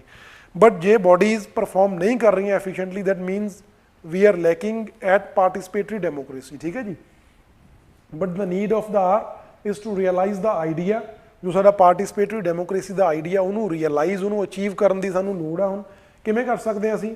ਫਸਟ ਜੋ ਸਾਡਾ ਸੁਜੈਸ਼ਨ ਅਸੀਂ ਦੇਣਾ, ਸਟਰੈਂਥਨਿੰਗ ਦ 3 Fs, ਜੋ ਸਾਡਾ ਫੰਕਸ਼ਨ, ਫਾਈਨੈਂਸ ਐਂਡ ਫੰਕਸ਼ਨਰੀਜ਼ ਨੇ, ਉਹਨਾਂ ਨੂੰ ਅਸੀਂ ਸਟਰੈਂਥਨ ਕਰੀਏ with respect to local bodies. Then improving accountability and transparency, ਜਿਵੇਂ ਦੇਖਿਆ ਵੀ ਕਰਪਸ਼ਨ ਇੱਕ ਇਸ਼ੂ ਇਹਦੇ 'ਚ, ਤਾਂ ਜੇ ਅਸੀਂ ਅਕਾਊਂਟੇਬਿਲਿਟੀ ਟਰਾਂਸਪੇਰੈਂਸੀ ਲੈ ਕੇ ਆਵਾਂਗੇ ਤਾਂ ਕਰਪਸ਼ਨ ਘੱਟ ਜੂ। As the connection between tax payments, tax payer and accountability is well known. ਸਾਨੂੰ ਪਤਾ ਵੀ ਜੇ ਟੈਕਸ ਪੇਮੈਂਟਸ ਨੇ ਜਿਹੜੀਆਂ ਟੈਕਸ ਪੇਅਰਸ ਨੇ ਅਤੇ ਅਕਾਊਂਟੇਬਿਲਿਟੀ, ਉਹਨਾਂ ਦੇ ਵਿੱਚ ਜੇ ਅਸੀਂ ਟੈਕਸ ਪੇਅਰਸ ਨੂੰ ਹੀ ਇਹਨਾਂ ਬਾਡੀਜ਼ ਜੋ ਸਾਡੀਆਂ ਲੋਕਲ ਬਾਡੀਜ਼ ਨੇ ਇਹਨਾਂ ਦੇ ਆਡਿਟ ਕਰਨ ਦੇ ਵਿੱਚ ਪਾਰਟੀਸਪੇਟ ਬਣਾ ਲਈਏ, ਆਡੀਟਰ ਉਹਨਾਂ ਨੂੰ ਜੋ ਇਹਨਾਂ ਦੀ ਆਡਿਟਿੰਗ ਹੋਊ ਆਡਿਟਿੰਗ ਦੇ ਵਿੱਚ ਉਹਨਾਂ ਨੂੰ ਐਜ਼ ਅ ਪਾਰਟੀਸਪੈਂਟਸ ਐਡ ਕਰ ਲਈਏ, ਤਾਂ ਡੈਫੀਨੇਟਲੀ ਉੱਥੇ ਟਰਾਂਸਪੇਰੈਂਸੀ, ਅਕਾਊਂਟੇਬਿਲਿਟੀ ਵਧੂਗੀ।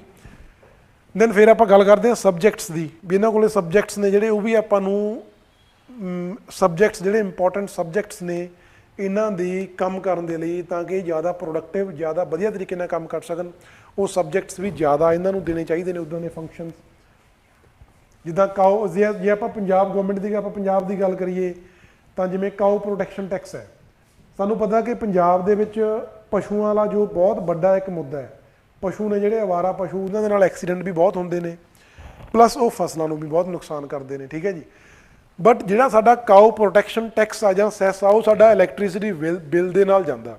ਬਟ ਜੇ ਉਹਨੂੰ ਅਸੀਂ ਲੋਕਲ ਪੰਚਾਇਤਸ ਨੂੰ ਇੰਪਾਵਰ ਕਰ ਦਈਏ ਵੀ ਜੋ ਕਾਓ ਸੈਸ ਹੈ ਜਾਂ ਕਾਓ ਪ੍ਰੋਟੈਕਸ਼ਨ ਟੈਕਸ ਆ ਉਹਨਾਂ ਨੇ ਕਲੈਕਟ ਕਰਨਾ, ਉਹ ਕਲੈਕਟ ਕਰਨਗੇ, ਅਤੇ ਉਹਨਾਂ ਦੀ ਕਹਿ ਲਓ ਵੀ ਜੋ ਸਟਰੇ ਐਨੀਮਲਸ ਨੇ ਉਹਨਾਂ ਨੂੰ ਕਿਵੇਂ ਉਹਨਾਂ ਦੀ ਪ੍ਰੋਟੈਕਸ਼ਨ ਨੂੰ ਇਨਸ਼ੋਰ ਕਰਨਾ, ਜਾਂ ਕਿਵੇਂ ਉਹਨਾਂ ਨੂੰ ਰੋਡਸ 'ਤੇ ਜਾਣ ਤੋਂ ਰੋਕਣਾ, ਤਾਂ ਉਹ ਰਿਸਪੌਂਸਿਬਿਲਿਟੀ ਉਹਨਾਂ ਦੀ ਜ਼ਿਆਦਾ ਵੱਧ ਜੂ। ਅਤੇ ਜੇ ਲੋਕ ਡਾਇਰੈਕਟਲੀ ਟੈਕਸ ਆਪਣੀਆਂ ਲੋਕਲ ਬਾਡੀਜ਼ ਨੂੰ ਦੇਣਗੇ ਤਾਂ ਉਹ ਉਹਨਾਂ ਨੂੰ ਕੁਐਸਚਨ ਵੀ ਕਰ ਸਕਦੇ ਨੇ, ਉਹ ਉਹਨਾਂ ਨੂੰ ਅਕਾਊਂਟੇਬਲ ਵੀ ਹੈਲਡ ਕਰ ਸਕਦੇ ਨੇ ਵਧੀਆ ਤਰੀਕੇ ਨਾਲ। ਠੀਕ ਹੈ ਜੀ, ਤਾਂ ਇਹ ਅਸੀਂ ਸੁਜੈਸ਼ਨਸ ਦੇ ਵਿੱਚ ਦੇ ਸਕਦੇ ਹਾਂ। ਦੈਨ ਰਿਫਾਰਮਿੰਗ ਗ੍ਰਾਮ ਸਭਾਸ to make them participatory in real sense. ਠੀਕ ਹੈ, ਇਹਨਾਂ ਨੂੰ ਆਪਾਂ ਰਿਫਾਰਮ ਕਰੀਏ ਤਾਂ ਕਿ ਰੀਅਲ ਸੈਂਸ ਦੇ ਵਿੱਚ ਪਾਰਟੀਸਪੇਟਰੀ ਬਣ ਸਕਣ। ਠੀਕ ਹੈ ਜੀ, ਤੇ ਹੁਣ ਅਸੀਂ ਸਾਡੇ ਕੁਐਸਚਨ ਜੋ ਆਪਾਂ ਸਟਾਰਟਿੰਗ ਦੇ ਵਿੱਚ ਕੁਐਸਚਨ ਸੀਗਾ, ਵੈਸੇ ਆਨਸਰ ਇੱਕ ਬੱਚੇ ਨੇ ਕੀਤਾ, ਆਨਸਰ ਉਹਨਾਂ ਨੇ ਠੀਕ ਕੀਤਾ, ਹੋਰ ਕਿਸੇ ਨੇ ਆਨਸਰ ਨਹੀਂ ਕੀਤਾ।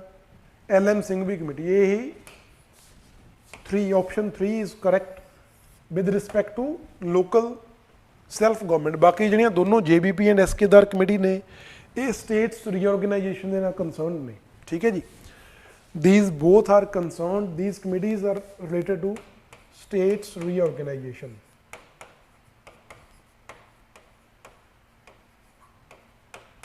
ठीक है जी,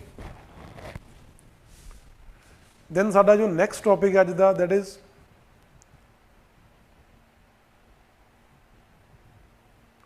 Ramsar sites, very important question is consider the following about Ramsar Convention। It is an international convention to protect wetlands around the world, first statement। Second statement is as of now India has 54 Ramsar sites। Third option, Ramsar Convention is an intergovernmental environmental treaty established by UNESCO in 1971. And fourth option is the convention is named after the city of Ramsar, which is in Iraq. ठीक है जी, तुसीं ये answer करना इन्हां चों किहड़ियां options choose the correct, मतलब तुहानूं पुछया गया इन्हां चारां दे विचों किन्नियां स्टेटमेंट्स करैक्ट ने. Only 2 out of 4 are correct, only 3 out of 4 are correct, all 4 are correct ਜਾਂ ऑल 4 आर रॉन्ग.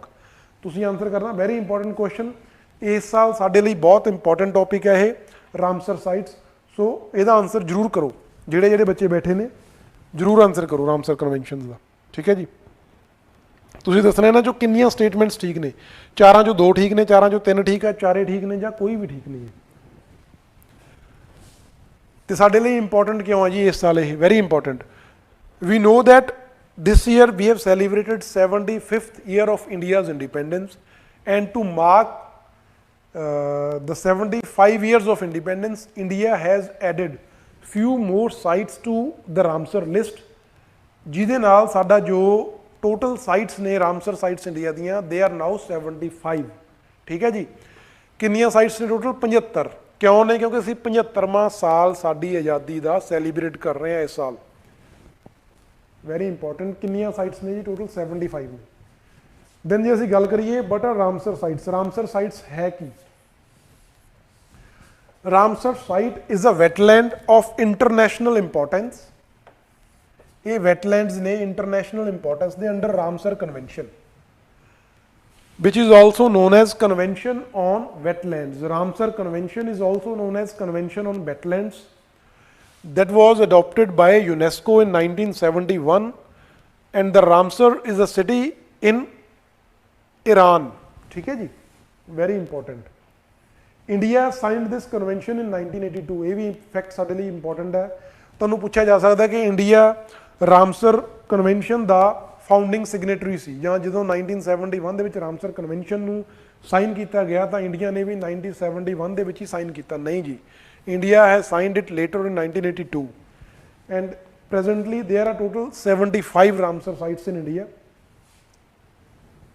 ਉਹਨਾਂ ਦੀ ਸਾਰੀਆਂ ਦੀ ਲਿਸਟ ਇੱਥੇ ਤੁਹਾਨੂੰ ਪ੍ਰੋਵਾਈਡਡ ਹੈ, ਤੁਸੀਂ ਦੇਖ ਸਕਦੇ ਹੋ. ਪੀਪੀਟੀ 'ਚ ਤੁਹਾਨੂੰ ਮਿਲ ਜੂਗੀ ਇਹ, ਪਲੱਸ ਇੱਥੇ ਮੈਪ ਵੀ ਬਣਿਆ ਹੋਇਆ ਕਿੱਥੇ ਕਿੱਥੇ ਨੇ. ਆਹ ਸਾਰੀਆਂ ਸਾਈਟਸ ਨੇ, 75 ਸਾਈਟਸ ਨੇ. ਠੀਕ ਹੈ ਜੀ, ਆਹ ਉਹਨਾਂ ਦੀ ਲੋਕੇਸ਼ਨ ਹੈ, ਕਿਹੜੀ ਸਟੇਟ ਦੇ ਵਿੱਚ ਕਿੱਥੇ ਕਿੱਥੇ ਕਿੰਨੀਆਂ ਹੈਗੀਆਂ ਇਹ. ਸੋ ਇਹ ਤੁਹਾਨੂੰ ਪਤਾ ਹੋਣੀਆਂ ਚਾਹੀਦੀਆਂ. ਸਪੈਸ਼ਲੀ ਜੇ ਪੰਜਾਬ ਦੀ ਗੱਲ ਕਰੀਏ ਤਾਂ ਤੁਹਾਨੂੰ ਪਤਾ ਹੋਣਾ ਚਾਹੀਦਾ ਕਿ ਪੰਜਾਬ ਦੇ ਵਿੱਚ ਕਿੰਨੀਆਂ ਸਾਈਟਸ ਨੇ, ਕਿਹੜੀਆਂ ਕਿਹੜੀਆਂ ਨੇ ਉਹ, ਇੰਡੀਆ ਦੇ ਵਿੱਚ ਟੋਟਲ ਸਾਈਟਸ ਕਿੰਨੀਆਂ ਨੇ, ਤੇ ਜਿਹੜੀਆਂ ਲੇਟੈਸਟ ਐਂਟਰ ਹੋਈਆਂ ਨੇ ਉਹਨਾਂ ਬਾਰੇ ਵੀ ਤੁਹਾਨੂੰ ਪਤਾ ਹੋਣਾ ਚਾਹੀਦਾ ਕਿ ਉਹ ਕਿਹੜੀਆਂ ਕਿਹੜੀਆਂ ਨੇ, ਕਿਹੜੀ ਸਟੇਟ ਦੇ ਵਿੱਚ ਨੇ. ਠੀਕ ਹੈ ਜੀ, ਦੈਨ ਹੁਣ ਆਪਾਂ ਗੱਲ ਰਾਮਸਰ ਦੀ ਗੱਲ ਕਰ ਲਈ. ਦੈਨ ਆਪਾਂ ਗੱਲ ਕਰੀਏ ਵੈਟਲੈਂਡਸ ਦੀ. ਵੈਟਲੈਂਡਸ ਕੀ ਨੇ? What are ਵੈਟਲੈਂਡਸ? ਵੈਟਲੈਂਡਸ ਜਿਵੇਂ ਸਾਨੂੰ ਨਾਂ ਤੋਂ ਹੀ ਸੁਜੈਸਟ ਕਰ ਰਹੇ ਨੇ, ਲੈਂਡਸ ਵਿਚ ਆਰ ਵੈਟ, ਗਿੱਲੀਆਂ ਨੇ ਜੋ, ਉੱਥੇ ਹੋ ਸਕਦਾ ਪਾਣੀ ਖੜਾ ਹੋਵੇ. ਠੀਕ ਹੈ ਜੀ, ਹੋ ਸਕਦਾ ਪਾਣੀ ਨਾ ਵੀ ਹੋਵੇ, ਬਟ ਉਹਨਾਂ ਨੂੰ ਅਸੀਂ ਵੈਟਲੈਂਡ ਕੰਸੀਡਰ ਕਰਦੇ ਹਾਂ. ਜਿਵੇਂ wetlands are ecosystems saturated with water either seasonally or permanently, ਮਤਲਬ ਜਿੱਥੇ ਜਾਂ ਤਾਂ ਪੂਰਾ ਸਾਲ ਪਾਣੀ ਰਹਿੰਦਾ ਜਾਂ ਸਾਲ ਦੇ ਕੁਝ ਸਮੇਂ ਹੀ ਪਾਣੀ ਉੱਥੇ, ਇੱਕ ਸੀਜ਼ਨ ਪਰਟੀਕੂਲਰ ਸੀਜ਼ਨ ਦੇ ਵਿੱਚ ਪਾਣੀ ਹੁੰਦਾ ਉੱਥੇ, ਜਿਹਦੇ ਕਰਕੇ ਉਹ ਲੈਂਡਸ ਨੇ ਸੈਚੂਰੇਟਡ ਰਹਿੰਦੀਆਂ ਨੇ. ਠੀਕ ਹੈ ਜੀ, ਕਿਹੜੇ ਕਿਹੜੇ ਜਿਵੇਂ ਕੀ ਆਪਾਂ ਵੈਟਲੈਂਡਸ ਦੇ ਵਿੱਚ ਇਨਕਲੂਡ ਕਰਦੇ ਹਾਂ? Which ecosystems are part of wetland like mangroves, marshes, rivers, lakes, flood plains, coral reefs, marine areas no deeper than 6 meter at low tide. ਇਹ ਇੰਪੋਰਟੈਂਟ ਆ, ਇਹ ਤੁਹਾਨੂੰ ਧਿਆਨ 'ਚ ਰੱਖਿਓ ਇਹ ਫੈਕਟ ਕਿ ਜੋ ਵੈਟਲੈਂਡਸ ਨੇ ਨਾ ਉਹਨਾਂ ਦੀ ਜਿਹੜੀ ਡੈਪਥ ਆ ਲੋ ਟਾਈਡ ਦੇ ਵਿੱਚ ਮੈਕਸਿਮਮ 6 ਮੀਟਰ ਹੋਣੀ ਚਾਹੀਦੀ ਆ, 6 ਮੀਟਰ ਤੋਂ ਜ਼ਿਆਦਾ ਡੀਪ ਨਹੀਂ ਹੋਣੀ ਚਾਹੀਦੀ. ਠੀਕ ਹੈ ਜੀ, ਇਹ ਪੁੱਛਿਆ ਜਾ ਸਕਦਾ. ਕਿਰਨਦੀਪ ਕੌਰ ਜੀ ਨੇ ਆਨਸਰ ਕੀਤਾ, ਵੈਰੀ ਗੁੱਡ ਜੀ, ਤੁਸੀਂ ਆਨਸਰ ਕਰ ਰਹੇ ਹੋ. ਆਪਾਂ ਦੇਖਾਂਗੇ ਠੀਕ ਹੈ ਕਿ ਗਲਤ ਹੈ. ਪਹਿਲਾ ਆਨਸਰ ਵੀ ਕਿਰਨਦੀਪ ਜੀ ਨੇ ਕੀਤਾ ਸੀ ਤੇ ਸੈਕੰਡ ਵੀ ਕਿਰਨਦੀਪ ਜੀ ਨੇ ਕੀਤਾ, ਵੈਰੀ ਗੁੱਡ. ਬਾਕੀਆਂ ਨੂੰ ਵੀ ਕਰਨਾ ਚਾਹੀਦਾ ਵੈਸੇ, ਚਲੋ ਠੀਕ ਹੈ, ਗਲਤ ਹੈ ਉਹ ਅੱਡ ਗੱਲ ਹੈ, ਬਟ ਆਨਸਰ ਤਾਂ ਕਰਨਾ ਚਾਹੀਦਾ ਨਾ. ਹੁਣ ਆਪਾਂ ਗੱਲ ਕਰ ਲਈਏ ਵੈਟਲੈਂਡਸ ਦੀ ਇੰਪੋਰਟੈਂਸ ਕੀ ਆ ਸਾਡੇ ਲਈ. ਵੈਟਲੈਂਡਸ ਹੈਲਪਸ ਇਨ ਕੰਟਰੋਲਿੰਗ ਫਲੱਡਸ, ਕਿਉਂਕਿ ਜਦੋਂ ਕਹਿ ਲਓ ਵੈਟਲੈਂਡਸ ਨੇ ਜਿਹੜੇ ਜੇ ਕੋਸਟਲ ਏਰੀਆ ਦੇ ਵਿੱਚ ਨੇ, ਜੇ ਫਲੱਡਸ ਆ ਰਹੇ ਨੇ, ਰਿਵਰ ਦੇ ਵਿੱਚੋਂ ਕੋਈ ਰਿਵਰ ਓਵਰਫਲੋ ਕਰ ਰਹੀ ਆ ਤਾਂ ਉਹਦੇ ਆਸੇ ਪਾਸੇ ਵੈਟਲੈਂਡ ਹੈ. ਵੈਟਲੈਂਡ ਥੋੜ੍ਹਾ ਆਪਾਂ ਨੂੰ ਪਤਾ ਵੀ ਥੋੜ੍ਹਾ ਜਿਹਾ as compare to plain land ਥੋੜਾ ਜਿਹਾ ਨੀਵਾ ਹੋਊ ਨਾ, ਡੀਪ ਹੋਊਗਾ, ਤਾਂ ਉੱਥੇ ਉਹ ਵਾਟਰ ਨੂੰ ਸਟੋਰ ਕਰ ਸਕਦਾ। ਆਪਾਂ ਦੱਸਿਆ ਵੀ ਤੁਹਾਨੂੰ ਇਹਨਾਂ 'ਚ ਸੀਜ਼ਨਲੀ ਜਾਂ ਪਰਮਾਨੈਂਟਲੀ ਵਾਟਰ ਰਹਿੰਦਾ। ਜਿਹੜੇ ਸੀਜ਼ਨਲੀ ਵਾਟਰ ਜਿੱਥੇ ਹੁੰਦਾ, ਦੈਟ ਮੀਨਸ ਜੇ ਕਿਸੇ ਹੋਰ ਟਾਈਮ ਤੇ ਪਾਣੀ ਆ ਰਿਹਾ ਆਸੇ ਪਾਸਿਓਂ, ਤਾਂ ਉਸ ਟਾਈਮ ਤੇ ਵੀ ਵਾਟਰ ਨੂੰ ਹੋਲਡ ਕਰ ਸਕਦੇ ਨੇ ਉਹ ਟੈਂਪਰੇਰੀਲੀ ਹੈ ਨਾ। ਤਾਂ ਫਲੱਡਸ ਨੂੰ ਕੰਟਰੋਲ ਕਰਨ ਦੇ ਵਿੱਚ ਇਹ ਹੈਲਪ ਕਰਦੇ ਨੇ।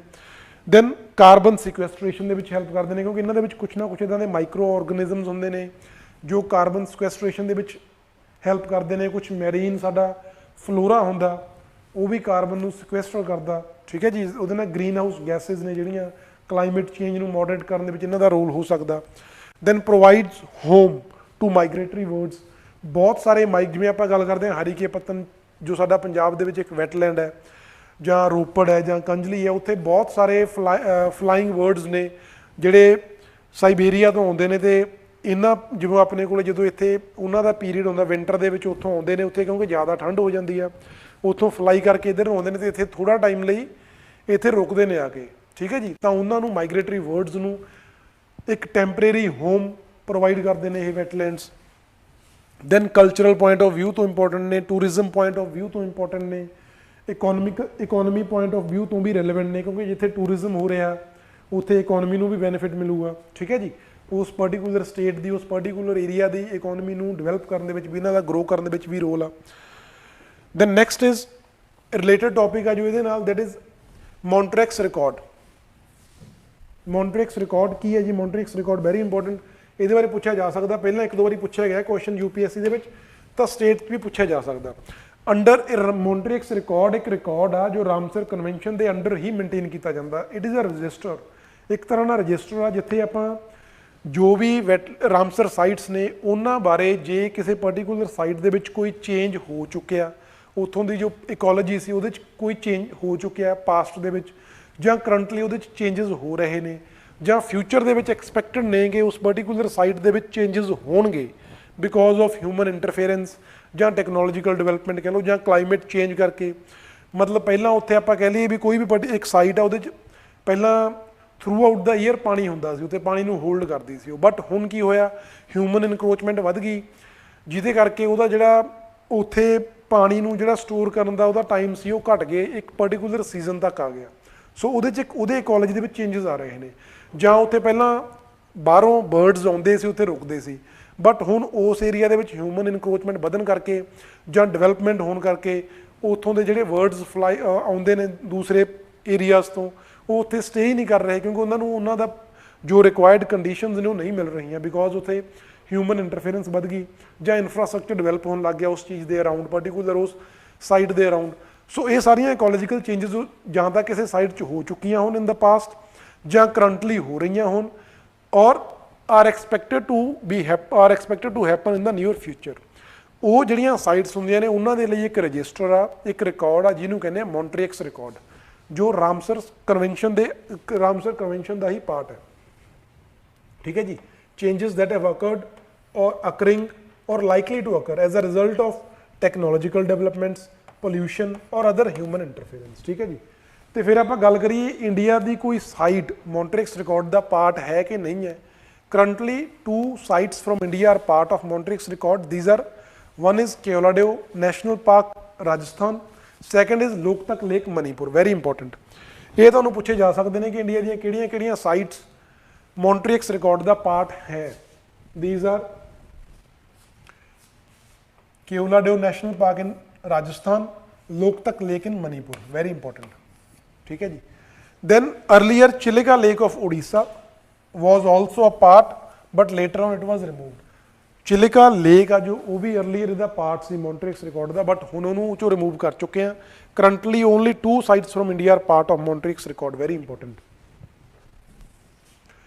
ਦੈਨ ਨੈਕਸਟ ਅਸੀਂ ਗੱਲ ਕਰੀਏ ਪੰਜਾਬ ਦੀ, ਕਿਉਂਕਿ ਅਸੀਂ PCS ਦੀ ਤਿਆਰੀ ਕਰ ਰਹੇ ਹਾਂ, ਤਾਂ ਸਾਨੂੰ ਪੰਜਾਬ ਦੀਆਂ ਰਾਮਸਰ ਸਾਈਟਸ ਵੀ ਪਤਾ ਹੋਣੇ ਚਾਹੀਦੇ ਨੇ ਕਿਹੜੀਆਂ ਨੇ ਜੀ। In total there are 6 such sites in Punjab. ਕਿਹੜੀਆਂ ਨੇ ਉਹ? First is Harike wetland, it is on the confluence of Beas and Sutlej, Tarn Taran Amritsar ਵਾਲਾ ਏਰੀਆ, ਉੱਥੇ ਮਿਲਦੀ ਹੈ ਇਹ। Then Kanjli wetland, Kanjli is in Kapurthala across the Bain River. Bain River is tributary of Beas, ਤੇ ਬੇਨ river ਜਦੋਂ ਆਪਾਂ ਸਿੱਖ ਹਿਸਟਰੀ ਬਾਰੇ ਪੜ੍ਹ ਰਹੇ ਸੀ, ਸਾਡੇ ਗੁਰੂਜ਼ ਬਾਰੇ ਪੜ੍ਹ ਰਹੇ ਸੀ, ਉਸ ਟਾਈਮ ਤੇ ਅਸੀਂ ਕੀਤਾ ਸੀ ਵੇਨ ਰਿਵਰ ਬਾਰੇ। ਤੁਸੀਂ ਦੱਸਣਾ ਕਿਹੜੇ ਗੁਰੂ ਜੀ ਕਿਹੜੇ ਸਿੱਖ ਗੁਰੂ ਦੇ ਨਾਲ ਬੇਨ ਰਿਵਰ ਰਿਲੇਟਡ ਹੈ। ਠੀਕ ਹੈ ਜੀ, ਇਹਦਾ ਮੈਸੇਜ ਕਮੈਂਟ ਕਰੋ ਜੇ ਕੋਈ ਬੱਚੇ ਨੂੰ ਪਤਾ ਇਹਦੇ ਬਾਰੇ। ਬੇਨ ਰਿਵਰ ਇਜ਼ ਐਸੋਸੀਏਟਡ ਵਿਦ ਵਿਚ ਸਿੱਖ ਗੁਰੂ, ਇਹ ਪੜ੍ਹਿਆ ਸੀ ਆਪਾਂ। ਦੈਨ ਰੋਪੜ ਵੈਟਲੈਂਡ ਰੋਪੜ ਦੇ ਵਿੱਚ ਆ। ਦੈਨ ਕੇਸ਼ੋਪੁਰ ਮਿਆਨੀ ਔਰ ਕੇਸ਼ੋਪੁਰ ਚੰਬ ਇਜ਼ ਇਨ ਗੁਰਦਾਸਪੁਰ ਜੋ ਰਿਵਰ ਰਾਵੀ ਐਂਡ ਬਿਆਸ ਦੇ ਵਿੱਚ ਹੈ ਜੀ, ਉਹਨਾਂ ਦੇ ਵਿਚਾਲੇ, ਉਹਨਾਂ ਦੇ ਕਹਿ ਲਓ ਜੋ middle of Beas and river Ravi ਹੈ ਉਹਨਾਂ ਦੇ ਵਿੱਚ ਇਹ। Then Beas conservation reserve, very important. The reserve also host the only known Indian population of Indus river dolphin. India ਦੇ ਵਿੱਚ ਜੇ ਤੁਹਾਨੂੰ ਇੰਡਸ ਰਿਵਰ ਡੋਲਫਿਨ ਕਿਤੇ ਮਿਲ ਸਕਦੀ ਆ, ਇੰਡਸ ਰਿਵਰ ਡੋਲਫਿਨ IUCN ਦੇ ਅੰਡਰ ਇੰਡੇਂਜਰਡ ਆ, ਤੇ ਜੇ ਉਹਦੀ ਪੋਪੂਲੇਸ਼ਨ ਤੁਹਾਨੂੰ ਕਿਤੇ ਮਿਲ ਸਕਦੀ ਆ that is only in Beas conservation reserve, ਜੋ ਕਿ ਪੰਜਾਬ ਦੇ ਵਿੱਚੋਂ ਇੱਕ ਰਾਮਸਰ ਸਾਈਟ ਹੈ। ਵੈਰੀ ਇੰਪੋਰਟੈਂਟ, ਇਹ ਫੈਕਟ ਤੁਹਾਨੂੰ ਪਤਾ ਹੋਣਾ ਚਾਹੀਦਾ। Then last one is Nangal wildlife sanctuary in Ropar. ਠੀਕ ਹੈ ਜੀ, ਤਾਂ ਅਸੀਂ ਕਹਿ ਸਕਦੇ ਹਾਂ ਦੋ ਸਾਈਟਸ ਰੋਪੜ 'ਚ ਹੋ ਗਈਆਂ, ਨੰਗਲ ਤੇ ਰੋਪੜ, ਇੱਕ ਗੁਰਦਾਸਪੁਰ 'ਚ ਹੋ ਗਈ ਕੇਸੋਪੁਰ ਮਿਆਨੀ, ਤੇ ਬਿਆਸ ਕੰਜ਼ਰਵੇਸ਼ਨ ਰਿਜ਼ਰਵ ਕਈ ਸਟੇਟਸ ਦਾ ਪਾਰਟ ਆ, ਕਈ ਡਿਸਟ੍ਰਿਕਟਸ ਦਾ ਪਾਰਟ ਆ। Then Kanjli is in Kapurthala, Harike is in, ਇਹ ਵੀ ਤਰਨਤਾਰਨ ਤੇ ਅੰਮ੍ਰਿਤਸਰ ਵਾਲਾ ਏਰੀਆ। ਠੀਕ ਹੈ ਜੀ, ਸੋ ਦਿਸ ਵਾਜ਼ ਆਲ ਅਬਾਊਟ ਰਾਮਸਰ ਸਾਈਟਸ। ਤੇ ਹੁਣ ਆਪਾਂ ਇਹਦਾ ਕੁਐਸਚਨ ਦੇਖ ਲੈਂਦੇ ਹਾਂ, ਤੇ ਜੋ ਨੈਕਸਟ ਸਾਡਾ ਜੋ ਟੌਪਿਕ ਹੈ ਉਹ ਆਪਾਂ ਕੱਲ੍ਹ ਦੀ ਕਲਾਸ ਕਰਾਂਗੇ ਕਿਉਂਕਿ ਟਾਈਮ ਹੋ ਚੁੱਕਿਆ। ਹਾਂਜੀ, ਕਰਮਜੀਤ ਜੀ ਨੇ ਆਨਸਰ ਕੀਤਾ, ਕਿਰਨਦੀਪ ਜੀ ਨੇ ਕੀਤਾ, ਵੈਰੀ ਗੁੱਡ ਜੀ।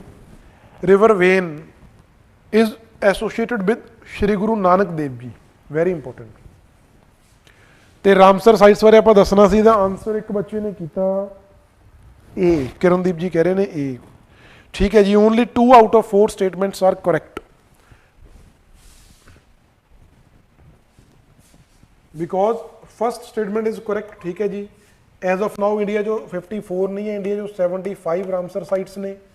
Then Ramsar convention is an intergovernmental convention established by UNESCO 1971। ठीक है जी, convention is named after the city Ramsar which is in Iraq. No, it's not in Iraq, it's in Iran.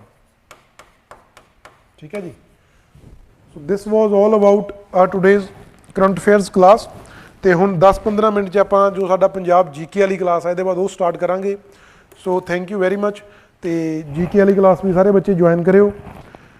ਤੇ ਉਹ ਅੱਜ ਕੁਝ Telegram ਦੇ ਵਿੱਚ 2-3 question ਤੁਹਾਨੂੰ ਪੋਸਟ ਕੀਤੇ ਸੀ ਪੰਜਾਬ GK ਦੀ ਕਲਾਸ ਦੇ ਵਿੱਚੋਂ। ਵੈਰੀ ਈਜ਼ੀ ਮੈਨੂੰ ਲੱਗਿਆ ਸੀ, ਬਹੁਤ ਈਜ਼ੀ ਕੁਐਸਚਨ ਨੇ, ਬਟ ਕਾਫੀ ਬੱਚਿਆਂ ਨੇ ਆਨਸਰ ਉਹਦੇ ਗਲਤ ਕੀਤੇ ਨੇ, ਉਹਨਾਂ ਨੂੰ ਵੀ ਆਪਾਂ ਡਿਸਕਸ ਕਰਾਂਗੇ। ਦੋ ਕੁਐਸਚਨ ਹੀ ਸੀ, ਜ਼ਿਆਦਾ ਨਹੀਂ ਸੀ, 5-7 ਮਿੰਟ ਲਾਵਾਂਗੇ, ਜ਼ਿਆਦਾ ਟਾਈਮ ਨਹੀਂ ਲਾਵਾਂਗੇ ਉਹ 'ਤੇ। ਸੋ ਮਿਲਦੇ ਹਾਂ ਜੀ ਆਪਾਂ ਪੰਜਾਬ GK ਵਾਲੀ ਕਲਾਸ 10-15 ਮਿੰਟ ਦੇ ਵਿੱਚ। ਓਕੇ ਜੀ।